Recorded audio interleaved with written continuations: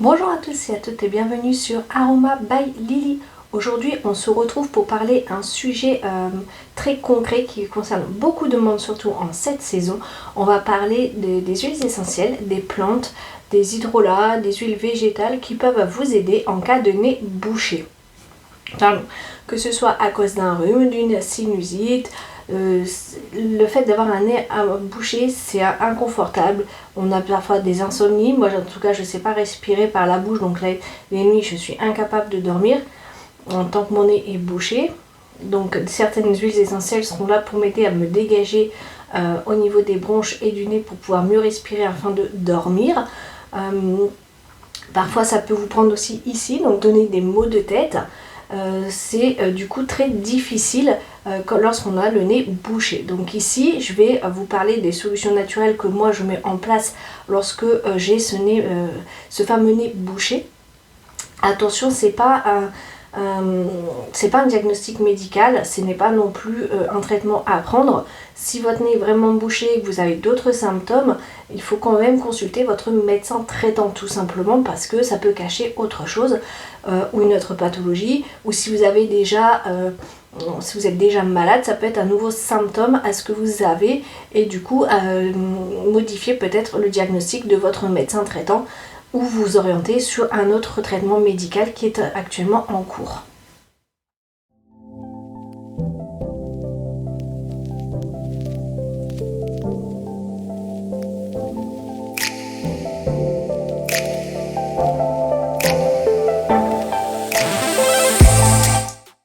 Au niveau des huiles essentielles, moi j'aime bien utiliser l'eucalyptus radié et l'eucalyptus globulus. Donc il y en a un qui va plutôt agir sur la voie haute et l'autre sur la voie basse. Pour ça je vous renvoie à la vidéo que j'ai faite sur les huiles essentielles au niveau d'eucalyptus. Je la mettrai certainement en barre d'informations. Donc les huiles essentielles d'eucalyptus sont plutôt décongestionnantes. Elles sont là du coup pour vous aider à libérer les voies respiratoires.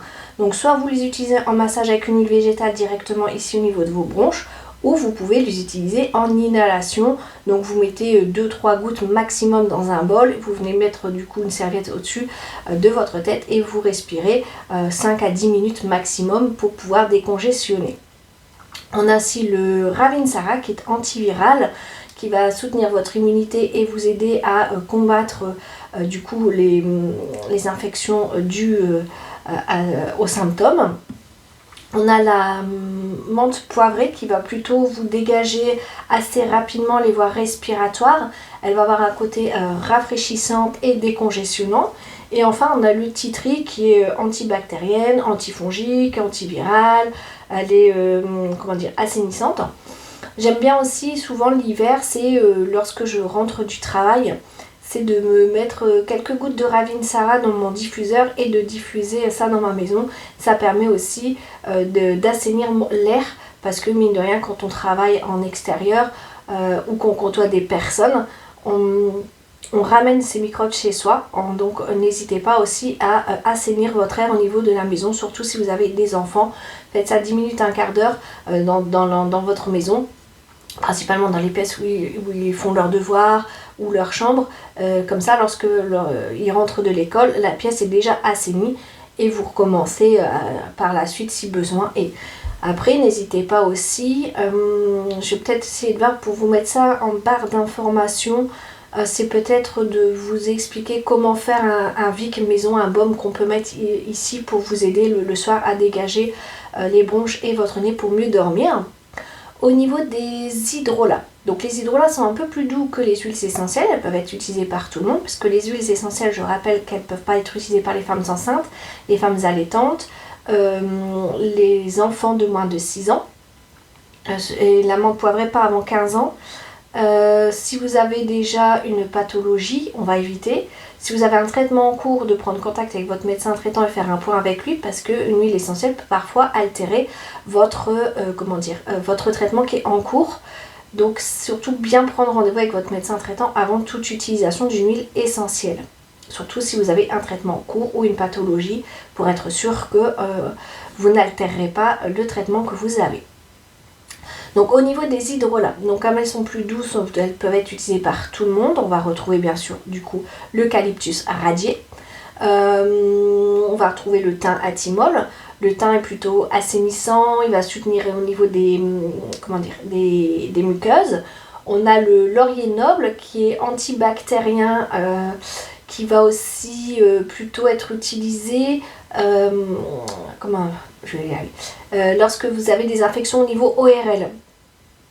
Donc l'utiliser, vous pouvez, en inhalation, vous mettez votre bol d'eau chaude et une cuillère à soupe dans votre bol d'eau chaude d'hydrolat et vous venez inhaler directement. Ce sera beaucoup plus léger qu'une huile essentielle, mais les principes actifs des plantes sont présentes, donc ça fera le travail. Vous pouvez aussi les utiliser, soit dans une boisson en mettant une cuillère à café dans un verre d'eau que vous venez boire quand vous en avez besoin. Vous pouvez mettre ça dans votre gourde. Donc si vous prenez une gourde, mettez une cuillère à soupe dans l'équivalent d'1 litre d'eau que vous venez boire tout au long de votre journée. Par contre, moi j'évite le soir, sauf les choses qui sont un peu plus douces, parce que des fois ça peut du coup vous empêcher de dormir. Au niveau des plantes, moi j'ai du thym dans mon jardin, donc je vais directement chercher le thym et j'en fais des infusions. Ça m'aide pour décongestionner le nez. Je mets ça avec un peu de miel. Je fais ça aussi avec l'eucalyptus. Donc l'eucalyptus, je vais le chercher en pharmacie. Vous avez le gingembre qui est plutôt une plante réchauffante et qui va stimuler du coup votre immunité. Alors moi j'aime pas trop le gingembre, je l'utilise vraiment quand je suis vraiment pas bien et que j'ai besoin de quelque chose d'assez puissant sur vraiment une très courte durée. J'aime bien par exemple quand je suis enrhumée, le matin à jeun, c'est de boire un jus de citron pressé avec un peu de gingembre et du miel. Déjà ça me soulage au niveau de la gorge et ça aide mon foie à éliminer les toxines. Et quelques heures après, je prends soit une tisane de thym, soit une tisane d'eucalyptus pour justement faire le travail de décongestionnement. Tout ce qui est les plantes, pas boire plus de 2 tasses par jour. Je trouve que c'est suffisant et on va éviter le soir. Après 16 heures, moi j'aime pas trop les utiliser parce que après je trouve que c'est un peu diurétique pour ma part en tout cas. Donc moi ça me fait plutôt réveiller la nuit pour aller aux toilettes. Donc j'évite après 16h, 16-17 heures de boire des tisanes. Je ne bois plus que de l'eau à partir de ce moment-là. Je pense que je peux peut-être vous donner aussi la recette du Vic. Comme je vous l'ai dit, je vais la mettre aussi en barre d'informations. Pour pouvoir réaliser votre Vic maison que vous allez venir mettre ici, il vous faut à peu près 30 ml soit d'huile végétale de coco ou d'amande douce, ça dépend ce que votre peau tolère.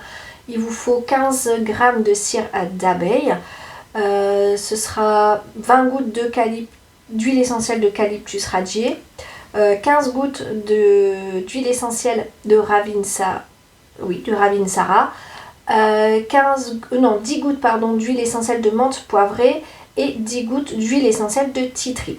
Donc vous allez faire chauffer votre huile végétale avec la cire d'abeille au bain-marie. Une fois que tout est bien fondu et que vous sortez, vous le mettez hors du feu, vous attendez un petit peu que ça refroidisse, mais que ce ne soit pas complètement trop non plus compact.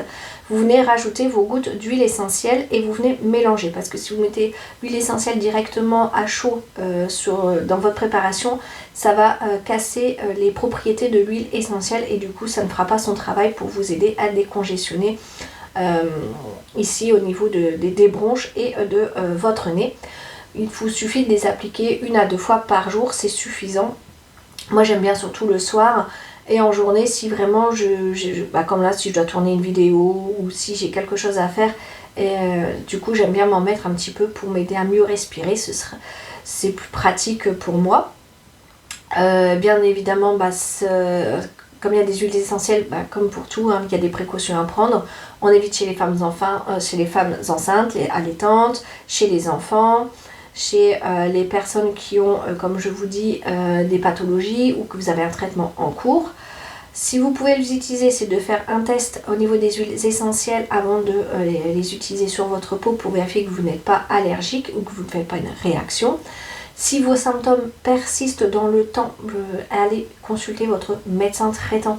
C'est très important ici, c'est pour vous aider à soulager ou vous éviter d'empirer, pour éviter que votre rhume, tout ce que vous avez au niveau du nez, n'aille sur vos bronches. Surtout, il faut quand même bien faire des nettoyages de nez. Il y a des principes de base, hein. Bien aérer sa maison tous les jours pour l'assainir, l'air si vous pouvez. Il y a beaucoup de choses à prendre en compte. Ici, c'est juste des aides complémentaires pour aider à aller mieux plus rapidement. Mais ça ne remplace pas un avis médical, ça ne remplace pas votre traitement médical. Donc surtout bien consulter votre médecin traitant si vos symptômes persistent au-delà de 5 à 7 jours pour être sûr que vous n'avez pas autre chose. Ça peut très bien cacher une bronchite, une angine ou autre je ne sais quoi. Donc surtout bien prendre rendez-vous avec votre médecin traitant. Donc voilà, maintenant vous connaissez un petit peu tout ce que j'utilise moi lorsque j'ai un nez bouché pour m'aider à mieux respirer de façon naturelle. Ça ne m'empêche pas que il n'y a pas si longtemps que ça, j'ai eu le nez bouché, j'ai eu un bon rhume. J'ai dû aller quand même voir mon médecin parce qu'au bout de 7 jours, c'était pas passé. Et au final, j'ai quand même eu une bronchite. Donc n'hésitez pas à consulter votre médecin traitant, à lui dire aussi ce que vous avez utilisé en amont avant d'aller le voir, parce que ça pourrait fausser son traitement, ça peut fausser son diagnostic médical, puisque comme vous avez pris des choses, c'est comme quand vous allez chez le médecin, vous avez pris un Doliprane, il vous demande si vous avez pris un Doliprane, ce que vous avez pris, pour être sûr que ce que vous avez pris n'altère pas son diagnostic et le traitement qu'il va vous donner. Si vous aussi vous utilisez des petites astuces naturelles pour vous soigner, notamment en cas de nez bouché, de rhume, n'hésitez pas à m'en faire part dans les commentaires. Ce sera sympa de vous lire, de découvrir de nouvelles choses, de partager aussi avec d'autres personnes, puisque d'autres personnes pourraient être intéressées. Ça me fera plaisir aussi de tester. N'hésitez pas aussi, si vous avez testé une des astuces ici, de me dire en commentaire laquelle et ce que vous avez pensé de cette astuce.